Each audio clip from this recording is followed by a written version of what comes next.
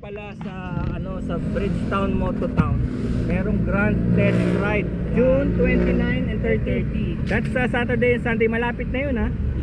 Next week. Anong mga brands doon na nandun na pwede natin? Ang dami, helmet, oil.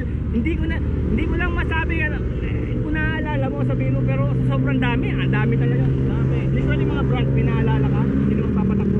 Triumph. Oo, Triumph. Saka Benelli. FKM, of course. KTM, of course, nandun. Suzuki. At marami pang iba. May BMW pa nga yata, yung mga Indian eh. Basta grand, di naman tatawagin grand test ride kung hindi talaga sobrang grand. Open for all yun. Open for all, walang bayad, di ba? Walang bayad. Ano yung Bridgetown Moto Town? Talagang kung hindi pa kayo nakakarating doon, pumunta kayo. Napakalawak na lugar. Napakalawak na lugar. Parang BGC wala pang tao, ganun.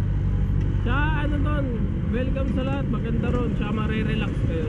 So, kasi may pagkain din doon, yung Mercato Centrale. Tama. Tapos may konting beer, may Heineken. Tapos may acoustic music, pwede kayong kumanta. So lahat nandun. Ito nga lang kakaiba kasi parang ano to eh, sama-sama na talaga, talagang grand eh, parang grand eyeball eh, gano'n. So kita-kita tayo na, pupunta tayo doon. Ano ka, 28? June 30. 30 ka? Sunday ka? Sunday ako. Pupunta ako doon Sunday. Sige, abangan nyo ako doon, Saturday, Sunday. Hindi ko lang maalala pre kung may kotse, wala yata eh, no? Not sure? Oo, not sure eh, pero sa sobrang dami talaga. Sobrang dami, talagang kailangan nyo lang tignan. To see is to believe. Kasi ordinary day, marami ng tao doon eh, lalo na kaya pag may happening, no? Punta na kayo doon. Punta na kayo, kita tayo ron ha?